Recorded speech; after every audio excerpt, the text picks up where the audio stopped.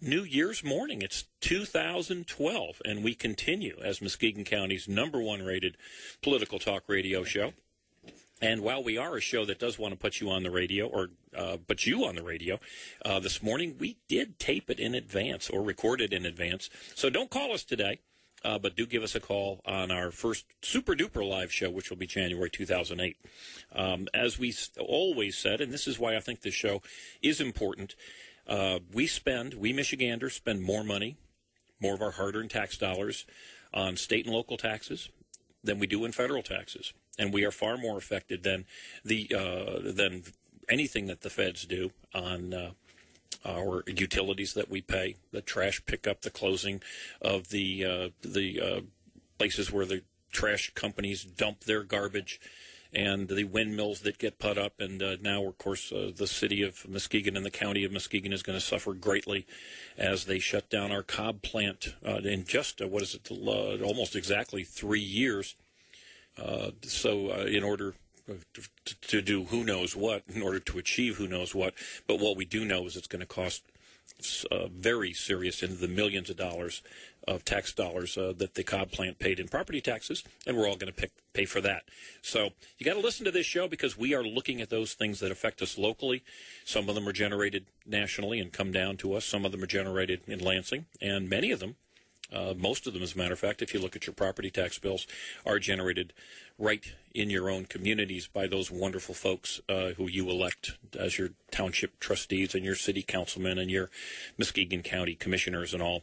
So just be aware that they've got power over you, but in 2012 we have the opportunity to have a little bit of power over them, because we have that wonderful thing called elections. And 2012 is going to be a great year for those of us who are interested in hope and change, those of us who do not believe that we are mere victims, those of us who believe that if we actually do get out of our Barca loungers and out of our couches and pick up the phone, get on the internet, write a letter, or attend an election event, we do have the power to change things for the better for ourselves.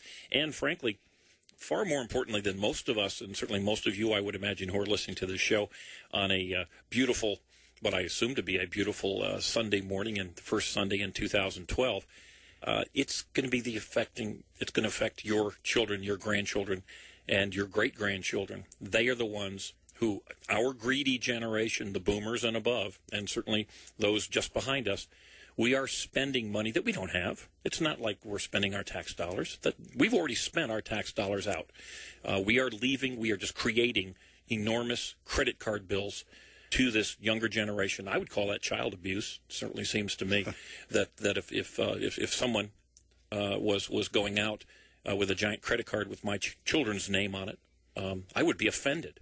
Well, in fact, that's what our generation is doing to every child, every grandchild, and every great-grandchild in this country. So at least be held accountable anyway.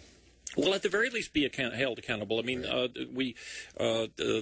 Earlier, I guess, earlier in the week, John Van Wyck and Brian Worsham on their just great show, Talking Muskegon, it's Monday through Friday on this same station, 1090 WKBZ, from 8 to 9. And they were talking that some of the counties that got these ridiculous snow cone machines from the Department of Homeland Security actually tried to ship them back, saying, this is ridiculous, we don't want them, and were found that they couldn't ship them back. Homeland Security wouldn't accept them. They've already paid off. They're the manufacturer of the snow cone machine company. So now they're trying to sell them. In Muskegon County, our sheriff is very proud of the snow cone machines, defended it vigorously, as I'm sure many of the people at the county level. So there's a mindset that's different in Muskegon County. Where's the money going, though? If they do sell those machines, where would they put the money? Yeah, that's a good question. Probably right to the pockets of the county commissioners. I doubt that. I would imagine it would go into the general fund. Certainly, it's a high enough profile item, yeah. But that's a very good question. A consultant, probably. Well, hire a consultant. when How do we spend this money? hire a consultant to determine how to spend the money. Right. You know, there we go. And oops, the consultant costs the exact same amount. Ooh, and the consultant's last name or her maiden name is the same as one of the county commissioners. Well, I would hope that's not the case. But again, if we, the citizens, we the people who do care, you know, whether you pay taxes or not locally, you might be at a tax bracket where you don't really think that you're paying much. Of course, you're paying the local property taxes and the various other fees that come from living in the community. But you do suffer. Your children will suffer. The roads will get worse. The bills, the opportunities for your children will be less. So whether it's directly out of your pocket today, or it's just going to make it very tough for your children to have the kind of life that we have been lucky to have here in West Michigan. Listen to the show. We're going to try to expose those guys. We don't want to wreck your first day of 2012. But, folks, you can make your life a whole lot better in 2012 if you wake up every morning, know that you are in charge. And one of the cool things that happens, you know, everybody talks about the New Year's resolutions. Oh, yeah. And I saw there was one the New Year's resolution questionnaire, and I don't know. I always kind of think about New Year's resolutions. How about you, Oscar? No, I gave up a long time ago. Well, I think the percentage of people who actually follow through on New Year's resolutions are pretty thin, pretty small group. But this is a question from one of the websites, and it just says, you know, which of these things that you would be your resolution? And I thought it was kind of surprising given that it was so narrow. One is lose weight. I think virtually everybody. Perhaps Karen Carpenter, I guess, didn't pick that one years ago, but most everyone She might have. Well, yeah, That's why she was in trouble. I don't know. Good call. Okay, well, if you do check off the lose weight one, let's not get carried away. Nonetheless, spending more time with friends and family, which I think is a wonderful one. Also, quit smoking or drinking. Get out of debt. And I don't make New Year's resolutions was the final choice there. And what I found interesting was these are kind of the standard old, oh, golly, I got to write myself a post in the newspaper about New Year's resolutions. But I've read a few others, and I'm going to read some of the ideas that do matter if, in fact, you really would like, you know, you view this as the first day of the rest of my life. And, in fact, that no matter how old you are, you can make some changes in your life that are going to be for the better. But you've done the same things that you have, Oscar, and I have, and most of you listening out there have. You've made these grandiose, you know, I'm going to stop smoking, I'm going to lose 40 pounds, I'm going to, you know, blah, blah, blah, blah, blah. Right. And here's some really neat ideas. And this one, I guess we know all of these, but it's nice to hear them again. The first one is start small. And simply, they say the best way to make change is to start with something really small, relatively easy. Not, for instance, I'm going to go lose 20 pounds or 40 pounds or 5 pounds.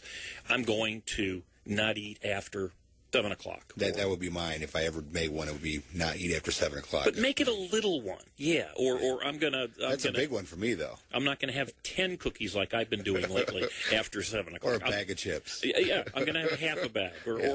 And you know, there's an interesting way when you just mentioned the bag of chips, and in my case, I have this cookie situation. It must be the ghost of Sesame Street coming back to get me the Cookie Monster.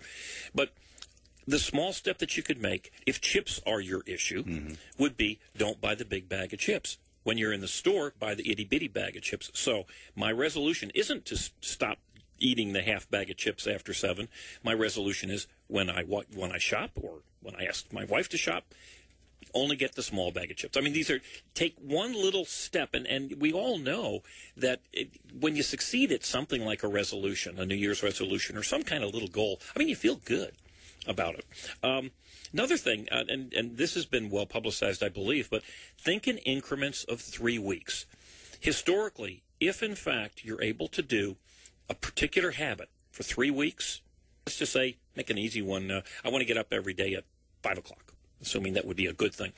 If you get up every day at 5 o'clock for 3 weeks, after 3 weeks, it isn't a problem. You wake up at 5 o'clock. So once you're able to do something for 3 weeks, interestingly, your brain, we all have brains, most of us do, your brain will start to release dopamine. And dopamine is that little chemical that makes us feel good. And it releases dopamine when it thinks about doing what you've wanted to do. Let's say you want to get up in the morning, You want to go to the gym in the morning. Doesn't matter what it is. But after 3 weeks, your brain starts to say, wait a minute, this is going to be fun, rather than, oh, my gosh, I got to go to the, workout. I got to walk, a mile before I go to work, or I'm going to have to get up at 5 o'clock in the morning. So that's kind of nifty. One of the other things, the next point that they bring in is don't, as we talked about, but don't necessarily say I've got to go to the gym. I've got to cut back on my potato chips. Do something really, really small, like if it's the gym situation, say, I just want to be in my car at 6:30, or I want to get dressed in my gym stuff at 6 o'clock, or I want, let's see, what will we do food-wise? I want to have a liter of water between dinner and the time I have any kind of food. I mean, if you make it something really short and something that's achievable, it makes it a little bit easier. And, there's another one out there. Visualize what it will look like. Apparently sports, the psychologists are real big at that. Visualize how you will feel if you're fit, or if you didn't smoke cigarettes, or, you got into work an extra half hour, what have you. The visualizations are big. And the other thing is, there's more than just the first day of the year. If you don't decide to make your life a little bit better on January 1st, that's okay. You can say, wait a minute, I'd like to do it on January 11th, or what have you. Or whenever, yeah, because one of the big ones that I did that most people don't do is I always say, rather, is they quit smoking. I quit smoking in September of last year. So, oh, wonderful, okay. But it wasn't January, it was September. So. And were you able to do it? Oh, yeah. Yeah, I haven't smoked since September of 2010. Oh, my golly, how'd you do that? I just quit. Did you? Yeah, it had to be cold turkey. That was the only way for me. Okay, all right. Well, that's the tougher way. Yeah. But the good news is that it's been, I'm sure, eaten away at you over time. Oh yeah. And that's these are little things. I'm interested in politics. I would say that if you're interested in making your life and your children's lives better down the road, I would say, write a big long letter to your politician, or pick up the phone and harangue them. Don't do that. Go home. Write down by your phone the phone number of your politicians. You can go to EyeOnMuskegon.com, and I've got them all listed right on the right-hand column on the website.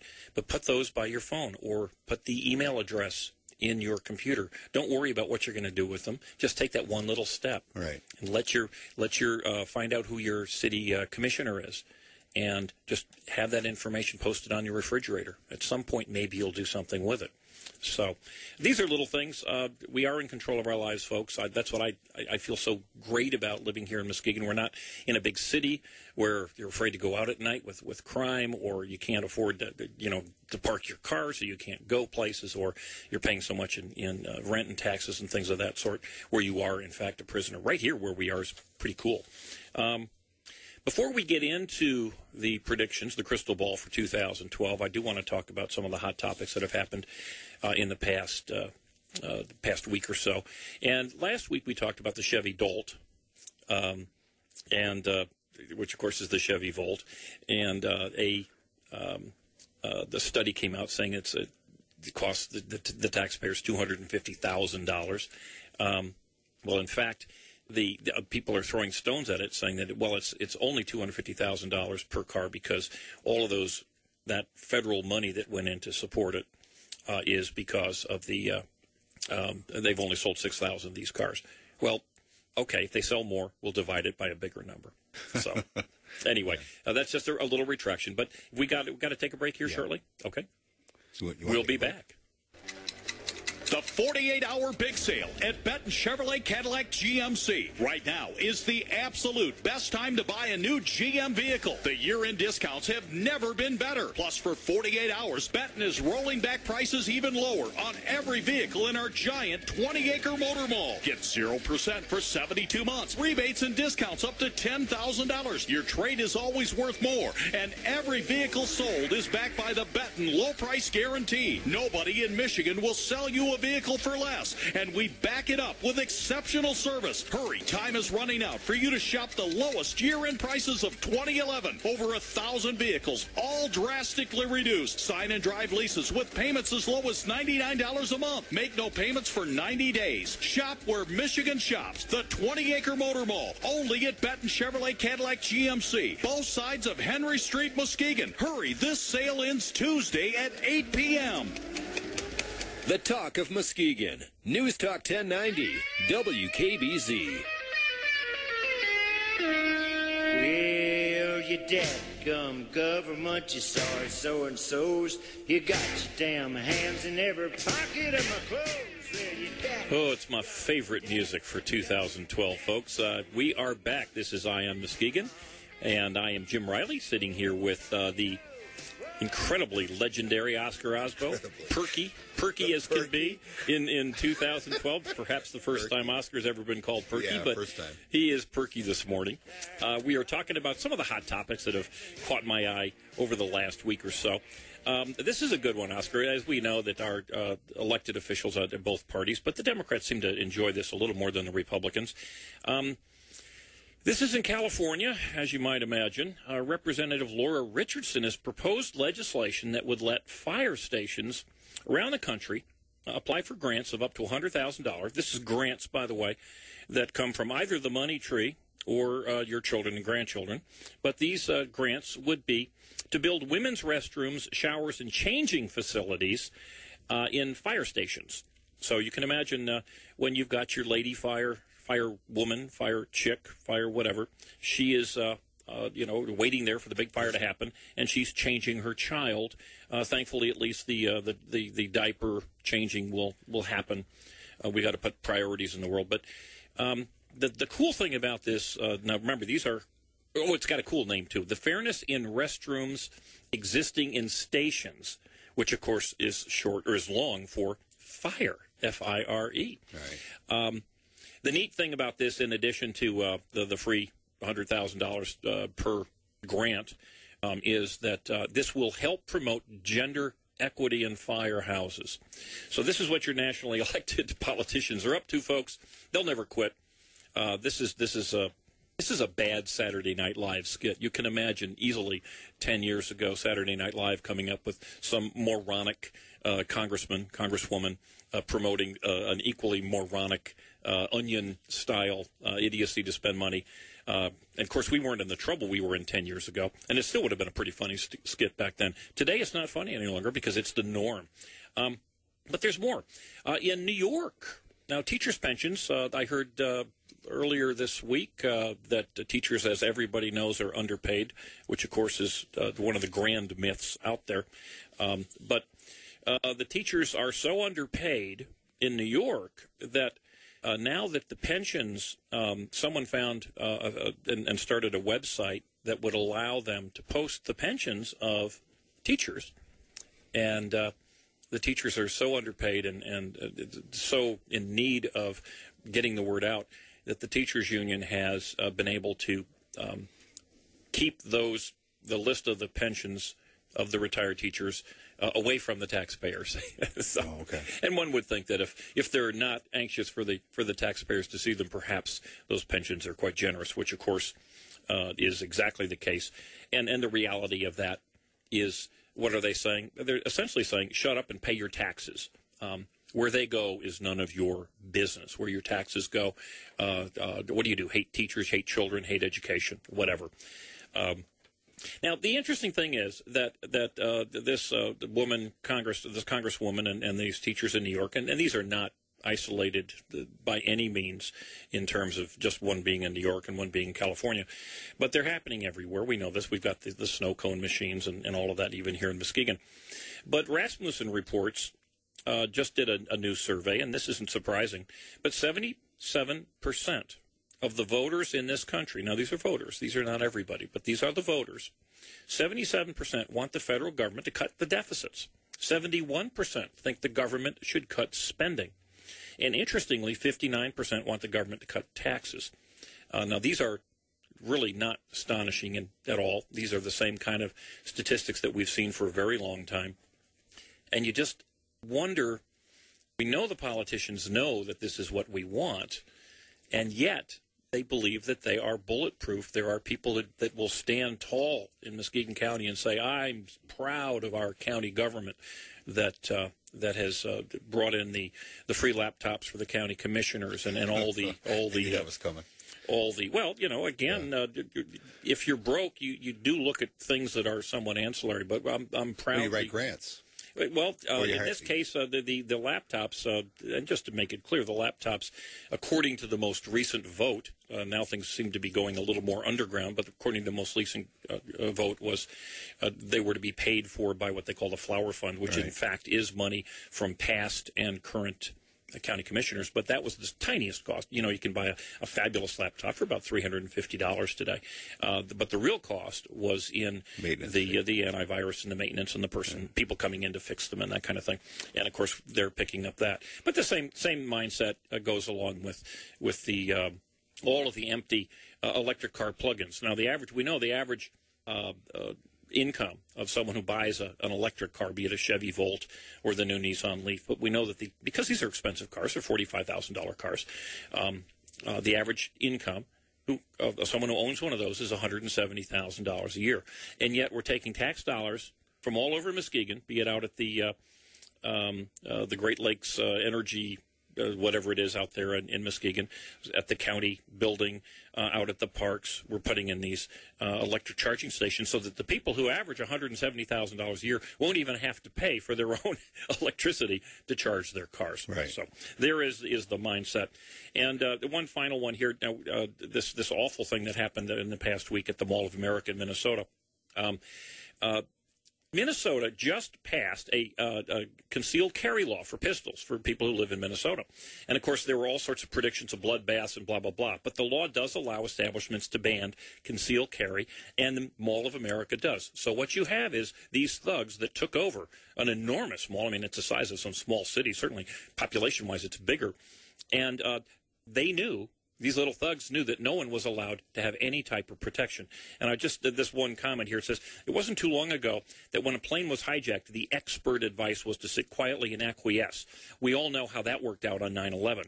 Robberies and rioting youths are still in the acquiescence mode. In other words, they're still looking around what they can get away with. We're seeing this trashing of 7-Elevens and things of that sort.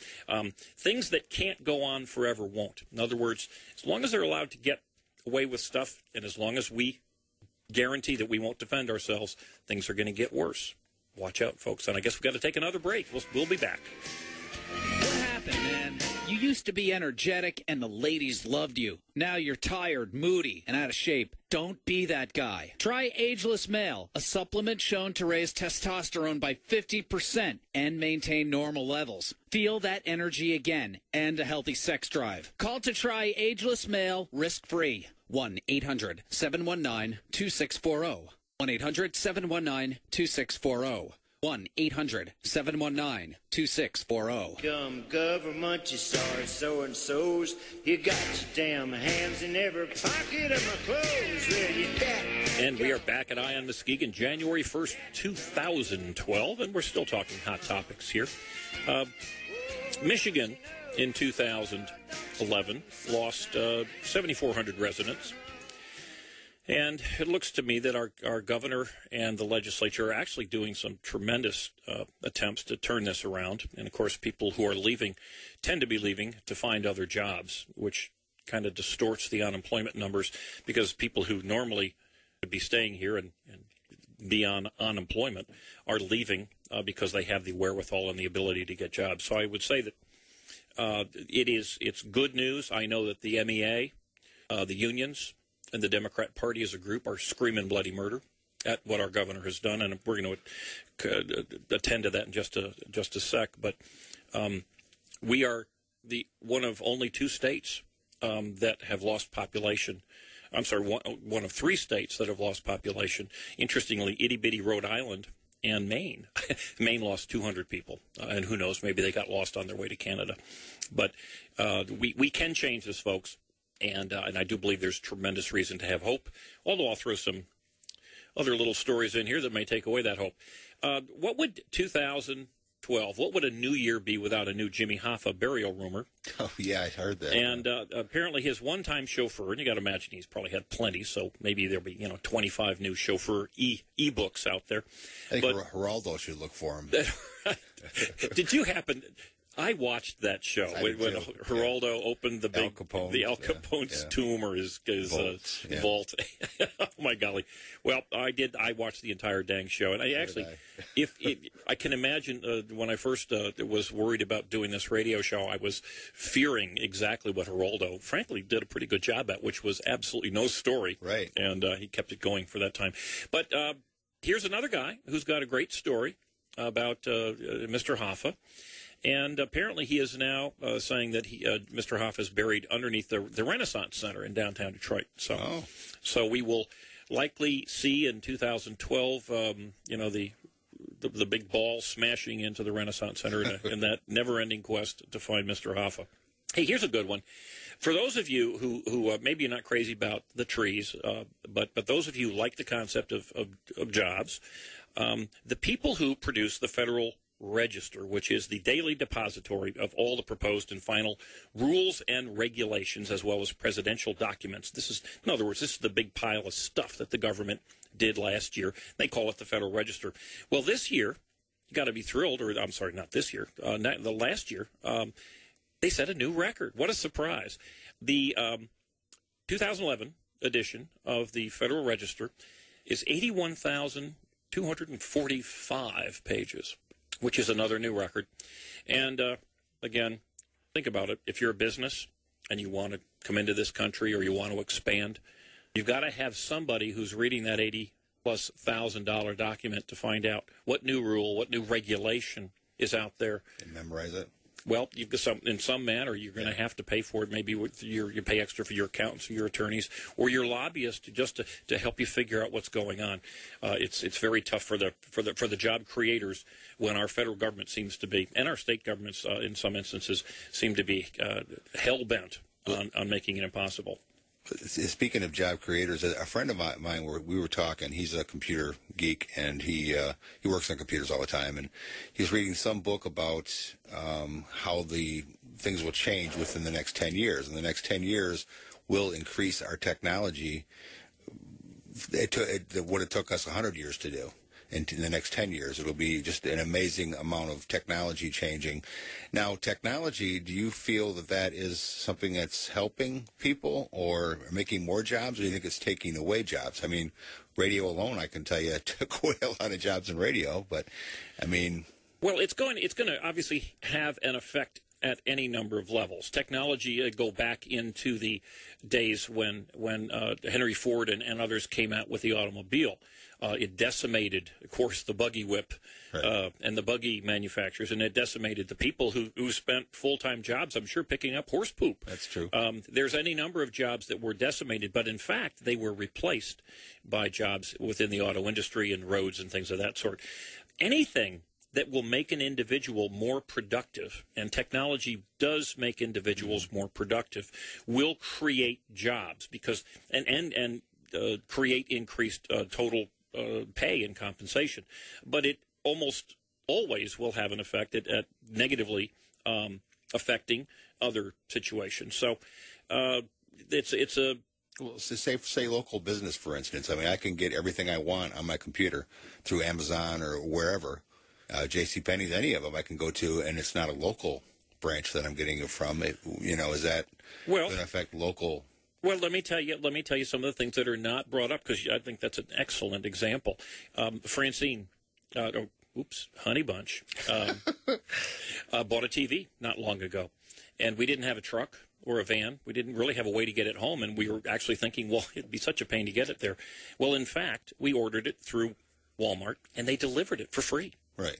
It didn't come from the local Walmart, but it came from Walmart. Walmart, as a company, is a very big employer. We know that Myers, the 3 stores in Muskegon County, what are they? They're in the top 5 of total property taxpayers. Right. But something like Amazon, where I go to Amazon quite often, many small used bookstores sell their books on Amazon. Right. Many small producers of any number of products sell their products worldwide. That's true. On eBay and the Internet.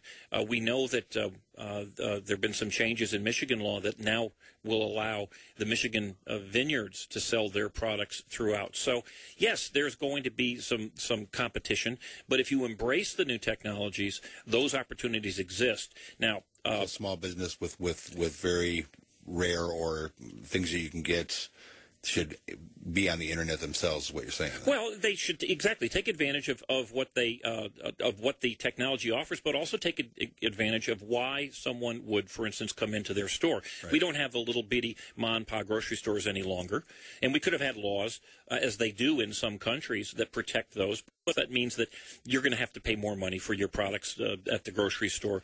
The bookstores have disappeared in many cases, certainly the local bookstores, but the customers have many, many more opportunities to buy books. And remember now, just because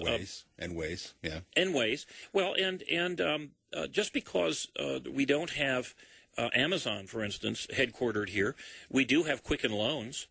And they are one of the major driving forces of the resurrection of Detroit. So Michigan is a big exporting state, and we have to embrace the reality that we make a lot of stuff here, certainly agricultural, but we make many other things. What we focus too much, I think, on the past is we've been focusing on sending our very expensive college graduates out of state because there are no jobs here. Protectionism doesn't work. Technology is the future. You can deny it, in which case our products will be made elsewhere. One of the reasons, this isn't the only reason, but one of the reasons that China has become the manufacturer of the world for so many products is because other countries have made it too expensive via unions, via environmental laws, via making it just very tough to build whatever it is. So these companies who said, well, there's a market out there, I'm going to make something. If I can't do it here in the United States, I'm going to do it someplace else. We're seeing right now, technology now allows Canada, our nearest neighbor, the closest country we know, to produce enormous amounts of oil that they're very happy to sell to us. It's not Saudi Arabia, a country that doesn't like us. It's not Iran or Iraq, countries that do not like us, or Venezuela. It is one right there. It's all because of technology. Now, that's going to put some people perhaps out of jobs. I couldn't say what, but I know that that's been an argument. But we do know it's going to create almost 20,000 new jobs, and that's technology.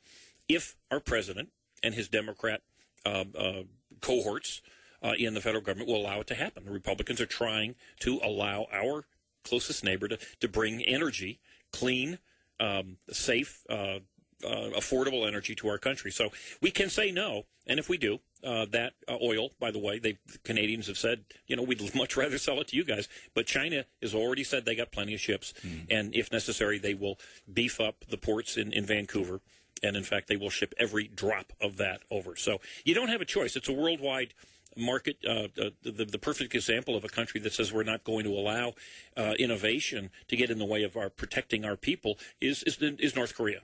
Okay. Unfortunately, that's the most horrible place to live in the world. But hey, if you want to live in a happy place, be a member of Congress. The wealth of members of Congress in the last 25 years has tripled, while, of course, the wealth of the U.S. average family has suffered a drop in net worth. But the median net worth of a member of Congress in the last 25 years has gone from $280,000, which, of course, was a lot of money 25 years ago, to $725,000 today. During the same time, now this is kind of a goofy statistic, but during the same time, the wealth of the average U.S. family has slipped from $20,500 from $20,600. Now, that doesn't include a lot of the other free stuff that people get. It doesn't include Social Security, things of that sort. But the reality is that as long as we want to keep making them rich, they'll take it. Right. And maybe someday we will wake up on this.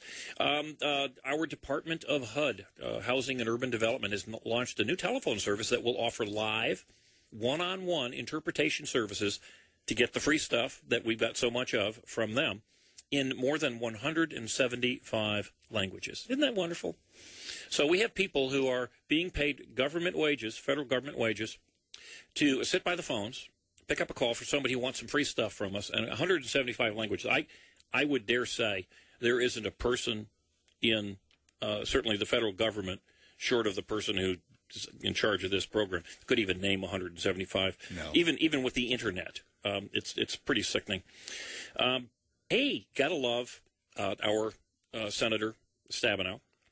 Latest labor report shows more than 456,000 Michiganders are still jobless. Now, when Debbie Stabenow joined the Senate, we had 240,000 jobless. Now we have essentially double. Thank you, Senator Stabenow. Unemployment rate when Debbie Stabenow joined the Senate, and I recall this too because there was George Bush, of course, was criticized for having, remember the jobless recovery? Right. Remember how awful unemployment was what, 50, 60, 80% unemployment? No, it wasn't. 4.6%. It was 4.6%. It was terrible. It was terrible. It was terrible. And that's what it was when when Debbie Stabenow became our senator. And, of course, now it's very close to the 10%. She's the one that was went after the small business, right? The small business that was getting their stuff duplicated overseas? Or? Yeah. You know, and now she's decided somebody must have sent her a note and said, hey, Deb, the election's coming up. So now she's jumping all over the Asian carp and the small business people, things of that sort. Interesting thing happened this past week, and the reason I say this is interesting, even though it's a little bit of old news, but the Democrat Senator Ben Nelson of Nebraska announced that he's retiring. And, of course, he's the classic, he's retiring to spend more time with his family. Well, he's retiring because he hasn't got a prayer of getting reelected. He hasn't got a prayer of getting reelected in good measure because he voted for Obamacare. And while the media will tell us that the people love Obamacare, the simple facts are that the citizens and the voters do not. And here's a gentleman who was very handily elected last time around, Senator Claire McCaskill, another Democrat from Missouri, also voted for Obamacare, as did every single Democrat senator. And she's, among others, who was in trouble. But when you do have people retiring, as we saw Bart Stupak and many others before, no matter what the media tells us, people are not happy with what's going on. But I love Senator Claire McCaskill, who made a note, apparently jokingly said, jokingly, and of course this wasn't front page for anything, Nebraska still sucks. So there's a wonderful senator of the United States. Important dates coming up. 2012. Of course, we've got the big election. May 15th. Well, of course, we do have the February 28th election for the presidential primary, which is huge. Right. But if you're interested in being a precinct delegate, May 15th, primary election, August 7th, and of course the general election in November 16th. Anytime you talk to an elected official, remind them of that, because they ought to be aware of it. But sometimes they certainly act like these folks. They act like they're not aware of it. We got to take a break. We will be back shortly. What happened, man? Muskegon Lumberjacks. Fast, physical, fun. The Jacks return home this Saturday to take on Chicago at 7:15 for NASCAR night. One lucky fan at the game will win a pair of VIP passes to the 2012 Daytona 500 and many other great prizes. The Stanley Cup will be on display for the entire game. New this season, Fridays are $1 beer, $1 hot dog Fridays presented by John Morrell Hot Dogs. Call the Lumberjacks office at 231-724-JACK or visit StarTickets.com or your local Meijer store to purchase tickets today. Is the talk of Muskegon. Well, you dadgum government, you sorry so-and-sos. You got your damn hands in every pocket of my clothes. Well, you and we are back. EyeOnMuskegon 2012. It doesn't get any better than that, does it, folks? We've got a great year ahead of us, and again, we are in charge. We can do what we like. We can make those changes. Just pick up the phone. You can give us a call. Don't call us today. You can give us a call any other Sunday. But give your electeds a call. Call them up and just say, hey, it's 2012. I wanted to let you know my name is Jim Riley. My name is Fred Smith. My name is Sally Jo Dupree. And I just wanted you to know that there's a primary coming up in August, and there's another big election coming up in November. And I'm going to be keeping an eye on you. And I think they'd appreciate that. They like to know that they're loved. They like to know that people are interested in what they do. So these are little bitty things that you can do, folks. We know that they care as much as about you as much as they say they care about you. I'm sure they do. So you'll find out if you give them a call. A couple little things coming up. Now, we said we would talk about 2012, and I'm thinking that maybe we might even carry this over to the next our next get-together on January 8th. But the Olympics is coming up this year. It's going to be in London. Oh, I'm sorry, it's going to be in it is going to be in London. And what I found interesting, and they always kind of tinker with the Olympics. It wasn't that many years ago, or many decades anyway, when they had curling as an Olympic sport. You know, you got to love that. But both baseball and softball are going to be gone. But for the first time, and I don't know, boxing has always been a big deal at the Olympics, and I'm not a boxing fan, but I've always found that to be kind of an interesting thing to do. And if Floyd Mayweather can keep out of prison, perhaps he'll be at the Olympics in London. But this year, for the first time, we're going to have women's boxing. So my understanding is Janet Reno is buff. She's getting ready to go out there and box, and we'll see what happens. Maybe Hillary be out there. Certainly Michelle, the Republican gal, Michelle. Oh, I think we're talking about Michelle Obama, but anyway. With Michelle Obama, certainly. she's buff. She could do it. So we'll see who's going to be out there. And of course, the one thing that we always want to know, all the experts are telling us that stock prices are expected to rise more than 10% next year, which, by the way, if you go back the last 60, 70 years, the experts always predict a 10% rise coming up, whether it turns out to be the worst stock drop in history or it's a monster up. They don't know. They haven't got a clue. But I got a nice mailer from my state representative, Holly Hughes, a great woman, and I think she does a good job representing us in West Michigan. But one of the things that she is proud of, and I think the Republicans as a group are proud of, and I think most elected people are, but of this Pure Michigan advertising campaign. And the Pure Michigan, if you've seen the ads, they're pretty nice. And my understanding is from people who live in adjacent states, Michigan gets a lot of kudos for doing the right thing and doing it well in terms of advertising the state. And according to this this flyer that I got from our representative, these commercials, I'm reading this, these commercials and ads have brought in $2 of revenue for every $1 spent on them. Well, that's a heck of a return. Yeah. But my question is, because all these companies that are benefiting from this revenue, because there's not a tremendous amount of revenue that's going to go other than to companies. I mean, it might go to parks and things, but generally it's going to be companies that are theoretically benefiting from this. If they're getting a 2-to-1 return, why are we sticking at this exact price? Why aren't we putting more money in statewide? You know, if you've got documentation to prove that you're getting a 2-to-1 return, that's pretty nifty. Certainly better than the experts are predicting for the stock market for next year. Right. But why aren't the corporations saying, wait a minute, I'm going to get 2-to-1 return. Let's throw money into this this Pure Michigan advertising campaign. Or is it just like the Goldilocks and the Three Bears? You know, it's not too much and it's not too little. It's just the perfect right amount. Okay, well, we'll find out. I somehow doubt it's just the right amount.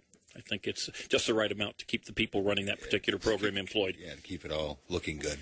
Okay, now we continuing on for looking forward. The big deal, and we'll be talking about this as we get a little closer to the primary, but the big deal is the presidential primary to pick the Republican candidate for president. And most of us, I think, felt that the February 28th date was going to be late, and beyond, you know, the Republicans would have picked their winner at that point, but that hasn't happened. So just some dates to remember. Of course, it's the February 28th primary, but you can get your absentee ballot in the middle of January, January 14th. So if you know who you're going to vote for, you can pick up that absentee ballot on January 14th. Now, the last day to register, and I think this is critical, folks, keep this in mind because it's a bit ahead, January 30th. If you have not registered, get out there. You can make a phone call. You can get, I think you can even register at least via the mail. But it's very easy to register. And January 30th is the last day. And, of course, the election is on February 28th. Now, another interesting thing just coming up for elections, 71 days after this election, the Secretary of State will have an electronic list of all voters who cast a ballot. And anybody can buy that list for your county anyway, for at least in the past it's been $10. So for $10 you can get a list of every single person who voted, their complete name, middle initial, their birth date, and their address, and whether they voted in person or absentee. Now, I think it's important information to have. It just kind of bothers me that for $10 anybody can pick that up, and it's an Excel spreadsheet form. Right. That's the future. We talked about technology. Some technology is good. I think it's critical that this information be available so that we can keep people who are cheating from cheating. I'm not so sure I agree with making it available to everybody. Certainly, people who are interested in selling you things are going to know about it. People who vote tend to spend more money, tend to have more money, tend to be a little more prosperous. So if you're wondering why you got on a particular list, maybe it's because you voted. One other thing with this election, and a lot of people have complained about it, but I think it makes sense. If you're going to vote in this election, this is what they called a closed election, but the reality is when you go in, you have to declare that you want to vote for the Republican candidate. I know it's goofy, but it does. You have to make a declaration, and so some will call, even though it's not official, but some will say that you are a registered Republican by in fact voting, and the Republicans are concerned, rightly so, that Democrats who don't have a primary on February 28th are going to be crossing over, and they're going to be voting just like they did, we feel, for Snyder in the governor's election a year ago, that the Democrats are going to cross over and vote for whomever they think would be the worst candidate from our standpoint as Republicans. I don't blame them. We would do the same. But that is the case. I'm not crazy about that particular option, but that's the future, folks. And if you want to vote, whether you're pro-Republican or you're anti-Republican, get ready, get registered, and get out there and plan on voting. A couple of other things that are happening in Muskegon here now. Of course, we know that we don't have the summer celebration any longer, and I've got my little Muskegon Airfare hat on, and I'm still sad that that's gone. But there are some new things coming down. A cruise in the lakeshore, and this is a John Van Wyck deal. It's going to be from June 1st through the 3rd. It's going to be a car show in downtown. And I think that's really, really neat. John has done a tremendous job, of course, with Bike Time. Mm-hmm. And car show's done great in Whitehall Montague, too. So Whitehall Montague, and, of course, the small, and it's huge now. The hot rod deal. Right. So that will be a new item in Muskegon. And, again, you know, one of the things that's runs through all of these, be it Bike Time or the Unity the Christian Festival or the Music Fest, the Electric Forest, which is going to be up at Rothbury. These were all started by interested citizens. These were not started by government. They were started by interested citizens, and in fact are bringing tremendous joy, revenue, and good stuff to our community. And what we need is government to encourage those citizens to do more, not to encourage government to try to do more, because they don't really succeed very well. Did he say anything about putting a spam fest together for it, too, or not? You know, they were talking about that. Yes, why not? Yeah. You know, we've got enough people in this community, I think, that are interested, and they've got a great sense of humor. Right. I'd love to see that. And, you know, you were talking about the spam fest was done by the radio station some years back. Right. Well, maybe we ought to bring that back here, baby. For a few years, yeah. Yeah, well, maybe we can do that. Hey, I'm going to relate this to Michigan. Our president, President Barack Obama, and I certainly don't begrudge him taking time off. It's a horribly stressful job, and I appreciate what every president does. But our president, Barack Obama, has set a new record this year, which I think is certainly one that he'll tout during the election months. He has spent 90 days, or at least he's golfed 90 times. Now, that's a new track record, if you will, for any president. He set a new record for the first 3 years in office of playing golf. But what I found interesting, because golf takes, you know, a good 5 hours to play golf, so it's essentially a full day, you know, by the time the entourage gets there and gets back. The 90 days is almost exactly the same amount of paid days off that our senior county employees get. So isn't that nice? So we've got a nice correlation, even though, you know, the president's presiding over a broke country, and our county employees are involved in a county that is essentially insolvent. But they do have the 90 between them, 90 paid days off for the president, 90 paid days off for our senior county workers, and that's got to make everybody feel real good. It's probably more than 5 hours, though, too, because you're thinking to get all the setup time for the Secret Service and the cars to get them there and everything else. That's I would think, yeah. So it's a full day. 3 or 4 hours in itself. It's a good full day, and not to say that the president doesn't work before and after, but it's something that I know that President Bush was criticized for when he would take days off, and apparently no one seems to be much offended by this. Although this is kind of interesting. During this Christmas Day golf outing that he took, people say, well, if he wants to have some time off, give him time off. Well, that's fair enough, except that because he was golfing at this Marine Corps base, many Marines were yanked from their families in order to provide all sorts of services, blocking the roads and things of that sort. And quite a few of these Marine families were upset. And here's some comments. Because he's here, quote, because he's here, I didn't get to see my husband all weekend and our baby girl's first Christmas, so he can have his vacation. So when I can't get to my house because he wants to play golf, it just adds insult to injury, and yeah, it gets on my nerves. I agree.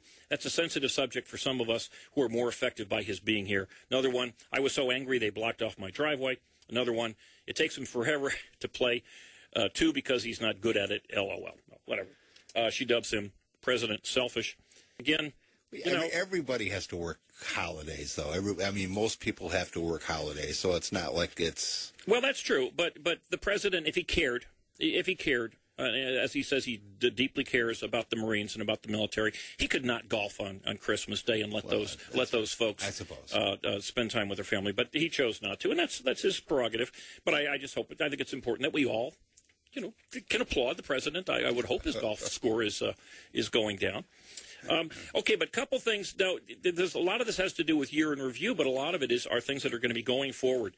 The governor of the state of Michigan, Snyder, who I reluctantly voted for, has, I think, done a spectacular job. I know that by many measures, Michigan is in the top 5 of most the business-friendly states. Just in the governor hasn't been governor for a full year even. Right. And some of the things that he's done, one was collective bargaining. And the reason I bring these up is these are going to be battlegrounds coming for the next year in the Senate, the state Senate, and in the state House, where we do have elections coming.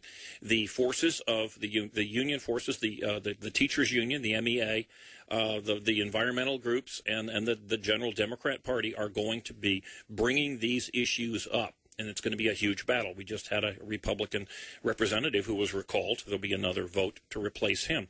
But collective bargaining was one of the key reforms in 2011.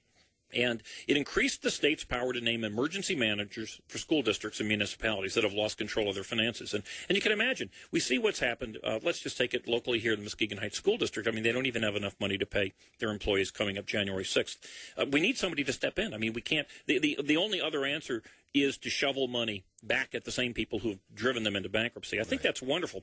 And the most important power here, and this is the key, is the ability to cancel collective bargaining contracts and privatize services. This wasn't allowed. So under the Jennifer Granholm regime that we had for 8 years, that was the norm. There was no attempt to change that, no interest in changing that. That's what drove these communities into bankruptcy or near bankruptcy. This is, I think, a huge thing. It allows somebody to come in and act like an adult. They gave a big business tax cut, and I think this is nifty. Again, this is going to be fought. They gave a tax cut to small corporations, small businesses. Those are the real job creators. And they increased the taxes on the very large companies who've been the beneficiary over the last 8 years of these tax cuts. I think that's a giant plus. One of the biggest changes in tax policy was what is, I believe, terribly lied about by our elected officials, most of them on the Democrat side, is that the governor has increased the taxes on retirees' pensions. And to a certain extent, that's true. What the governor did was said that those of you who have not been paying taxes on your pensions in the past will now pay your fair share. And those people who were not paying their fair share were those people who were, in fact, getting tax dollars. They were the government employees, state employees, teachers, and the people who work for the school systems, the county, city, township employees. They were not paying income tax, state income tax on their pensions. Everyone else was. So if you had a 401k, you're paying taxes state taxes when you take the money out. If you had an IRA, you're paying state income taxes when you take the money out. If you had any kind of pension in the state up to a certain level, if it was taxable, your income was enough, you were paying taxes on that. The only people who were not were those people who, in fact, were getting their money directly from the taxpayer. For the first time ever, they're paying their fair share. Don't listen, or certainly don't believe somebody saying that the Republicans out there raised everybody's taxes on retiree benefits. It's just not true. They got rid of the Michigan. Oh, and by the way, the forces are allied and arrayed to change that, to give them that special benefit that they've had forever. The Michigan Economic Growth Authority, essentially gone. These are the people that came up with all these idiotic plans, which is the one not within the last year or so, where the fellow was given in the multi-millions of tax credits, and turns out that he was a full scammer and a criminal to boot, a felon. The budget, first time the budget's been passed in May in history. The federal budget, by the way, has been passed in 3 years. President Obama and the Democrats who control the Senate have yet to pass a budget. I think, if you recall, the big complaint about Jennifer Granholm and the Republican and Democrats who ran the House and the Senate in the state of Michigan was that they did not, they didn't face up to the realities that they were broke, and they kicked everything down the can. This administration, Republican House and Senate and Republican governor, have passed a budget, and it's a balanced budget. Teacher tenure, awful situation if you got bad teachers in school. Right. That's been reviewed. It hasn't been passed yet. It's been reviewed. Yes, it has. Yeah. It has been. Actually, it has been passed. Okay. Again, that'll be fought. Charter schools, over 12,000 families in the state of Michigan are unhappy enough with the education that or the lack of education that they're getting in their local school systems that they've actually signed up. You can imagine that far more people interested in this.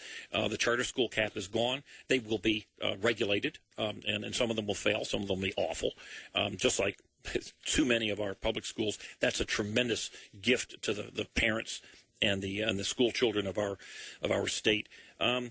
Couple things, we're coming up to a break here. Yeah. So I'm going to come back with this. But these are all battles that will come up during 2012. And we're going to have to take a little break here. We'll talk about them when we come back. In the streets below, traffic had stopped. Pedestrians were lying on sidewalks and curled up in doorways. There was no sign of violence, no wrecks, nothing like that. It was as if the people in New York had simply decided to stop whatever they were doing and pass out. Ice coated my stomach. The invasion has started. To find out what happens next, read Percy Jackson and the Olympians by Rick Riordan. Explore new worlds and check out more cool books at your local library. And visit read.gov. Brought to you by the Library of Congress and the Ad Council. Well, you dadgum government, you sorry so-and-sos. You got your damn hands in every pocket of my clothes. Well, you And Eye on Muskegon is back on the air in 2012. Gotta love it. Just a new year. 2011 wasn't a great year for lots and lots of reasons. I do think that we've got grand reason to be optimistic about our county and about our state and about our local municipalities. And, of course, we do have, as the citizens, we do have those nifty elections coming up. So we got a little more power, a little more clout than we had in 2011. That said, we are talking about some of the accomplishments of the state government, Governor Snyder's accomplishments, and the Republicans in the House and the Senate who generally supported him. The Democrats generally opposed almost every one of these initiatives that did get passed. But there's a very big group here that I think need to be talked about because it has a lot to do with what's going on here in Muskegon County, at least at the county government level. There were serious reforms to the state's pension and post-employment benefits for the state employees, those who were employed by the state. And there was a variety of mechanisms that were involved in these reforms. But one is no longer offering retiree health care and other post-employment benefits to new state employees. None. Zippo. Nada. Now, they did give them higher percentages in their retirement accounts so that they can make their own retirement health care decisions, which is very similar to what was going on in Oakland County, which, Oscar, you and I spoke with Tom, I can't remember his name, Tom Egan from Oakland County. And Oakland County, of course, is 7 times the size of Muskegon County, and they have zero retirement debt, zero underfunding of the retiree health care, whereas Muskegon County, 1/7 the size, has $100 million. And we continue to not only provide retirement benefits, but we continue to provide retirement benefits from the moment of retiring. So we had a county employee not too long ago, 48 years old, retired from the county. At the moment of retirement, 48 years old, got full retirement benefits for him and his family. That included not just the health care, but that included vision and dental until he dies. It might be 95 years old or older. The state understands that can't continue without bankrupting the state. They made the changes. Our county has very specifically chosen not to do that. That's part of the problem, though, isn't it? As people are living much longer now than they used to, so it's kind of eating away at things that way also. Well, absolutely. You betcha. The pension cost, because people are living longer, and the health care benefits. But what's really killing Muskegon County here in terms of the finances is not so much that they're living longer, which is, as you say, a very important factor, but most people, most private companies, if they do provide health care benefits, I'm talking today, not in the old days of the UAW, right. Which, of course, has bankrupted those companies, but most of those health care benefits they start at 65. That's the way it works. You pay your own health care until you hit 65. And your pension, the full pension, begins at 65. We have a very different view here in Muskegon County. That battle's going to continue. The government required 80-20 requirements for employee health insurance. In other words, saying that the good governance requires that if you're a city, a county, a township, that your employees must pay at least 20% of their current health insurance while they're working. Muskegon County just voted unanimously. Every single one of the 11 county commissioners voted just 2 weeks ago to ignore that. They said we're going to try to get a waiver. Now again, if you've done good management, if you got oodles of money, you get the waiver because you say, hey, we've really spent the taxpayer money well. Right. Remember, this is the county that's got $100 million in the hole. They decided to ignore the county's or the governor's. Actually, these are demands. These are demands that you engage in good governance. You charge your employees, which actually is a bargain compared to the private sector. You've got full health care right now, right, and full retirement care, don't you? Yeah. Right, well, those of you listening out there, you probably don't. Well, the city or the county now tells us that they're going to require a 15%, and I'll bet you dollars to donuts that they don't even come up with that. But the governor has said that they are going to punish. He's going to punish in the form of tax refundings and other ways to compensate the county. They're going to be punished for basically allowing the unions to run the county. That's an awful situation. I think it's again, this is another one that's going to be a big battle. I believe it's going to be a big battle when every one of our 11 county commissioners comes up for election. I would hope that it would become something that the cities, the townships, and the school boards would also be looking at, because I know that Mona Shore's school system also got in it under the wire in order to keep the teachers from paying what the governor and most prudent observers believe is a reasonably fair amount. There is a $200 million, what the governor's group calls the Economic Vitality Incentive Program. These are the monies that are going to be given to those communities that the governor believes are, in fact, engaging in good governance. And in other words, he doesn't want to give money to, for instance, school boards like Muskegon Heights or cities like Detroit, who are just going to blow it away because they're engaging in practices that are truly self-destructive. Right. And I would imagine our county is not going to be getting any of these kind of incentives because they've essentially said, stick it to the governor. Welfare limits. Now, I recall those of us who have been around a while. When Governor Engler changed the welfare rules, and of course there was the gnashing of the teeth, and we're going to have people starving and homeless and blah blah blah. Well, no, what he did was a very similar package of initiatives that made the state solvent again, and we now have got a 4-year lifetime limit on cash assistance to welfare folks in our state. We're not going to be the magnet any longer, and I think that's good. It's also good, frankly, for the people. It's an awful life to be brought up and live with the whole concept that I'm going to be in welfare for the rest of my life. There's It's still quite a bit of time too. 4 years. It's exactly. It's an enormous amount of time, and for those people who need the weaning off, there are plenty of services there. It's a bad life and we don't want to encourage people to take those bad choices in life. We want to encourage people to do what they have within their hearts and their abilities. I've seen too many handicapped people with real handicaps that have been able to go out and they fought and they made wonderful lives for themselves. And it saddens me and it sickens me, frankly, to see healthy folks who give this garbage and they buy into the garbage that they're incapable of caring for themselves or their families. Right. More on the regulatory reform, because the Department of Environmental Quality now, and this is funny that this is new stuff. Now, if you are a company that needs to comply with the DEQ, now they will detail the information that is required to complete the permit application. In the past, you didn't even know what information you needed. Think about it. Right. No wonder companies were not coming to our state. No wonder companies that were looking to expand chose not to expand here. They didn't even know what the permit process was.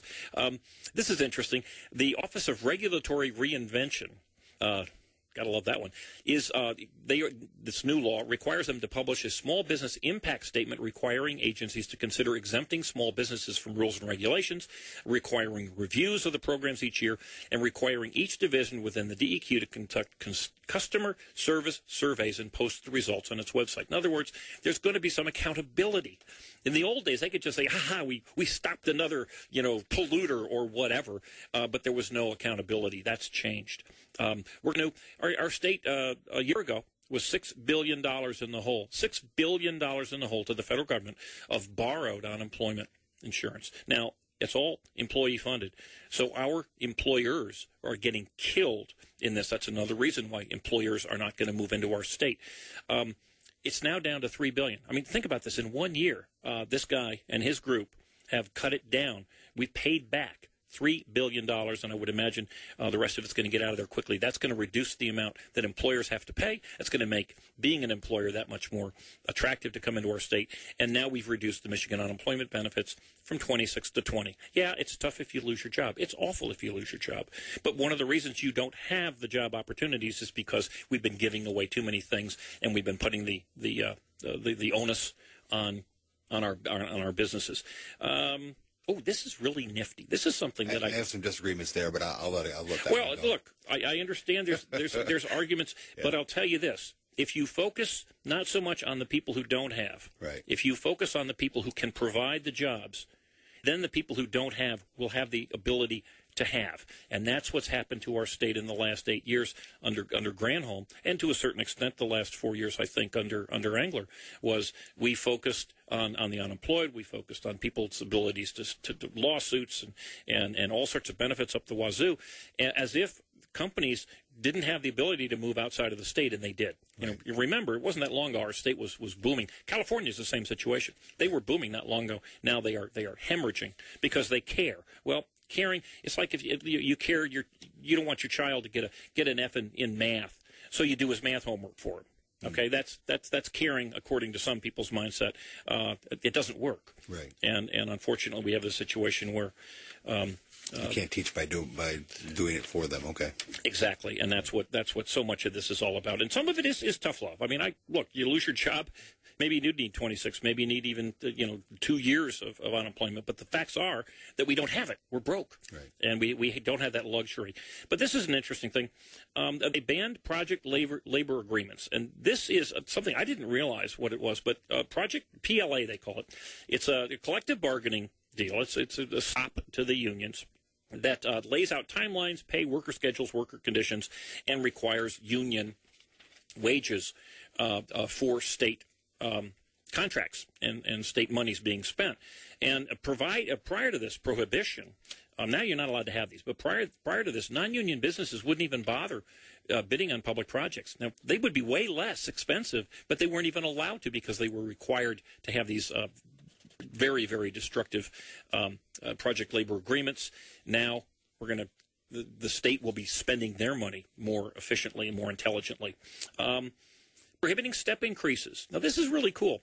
During school employee contract negotiations, what a lot of people don't realize is that when a union contract expires, you'd think there'd be pressure on both sides that, hey, wait a minute, we want to get a new contract. Well, even if the contract is a year or 2 or 3, and we saw this in Muskegon County too, they still get their cost of living, and their step increases, which means if you were a teacher for 9 years, go on to the 10th year, you get an automatic raise. So there's no pressure on the unions, be they teachers unions or county unions or others. There's no pressure on them to come to an agreement because their automatic increases are already built in.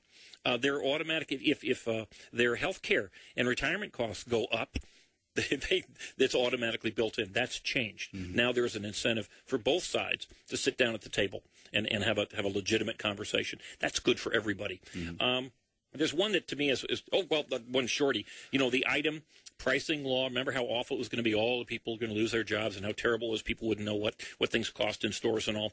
And we were the only state in the country, by the way, that had that rule that every item in a grocery store or other stores had to be marked.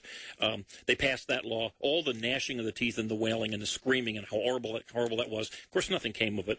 And of course, you don't even hear any gnashing anymore. No complaints. It's well, there's other stuff. We're going to have to come back next week. Which we will, by the way. It's kind of we have I think a great guest coming in next week. I believe, excellent and very intelligent and thoughtful Senator Jeff Hansen, who represents all of Muskegon County, among other areas around Muskegon County, will be our guest next week on January 8th, and we're going to continue our discussion of what legislation is coming down the pike. And we're going to ask, we're going to push him over the edge a little bit in terms of what he thinks are going to be the interesting items. What are the tough ones? The governor suggested he's going to bring the bridge back, the bridge concept back. And Senator Hansen, I think, I'm not sure I agree with him on this, but he very thoughtfully made his decision to vote against the bridge. And I think his reasons were legitimate. A couple of other quick things.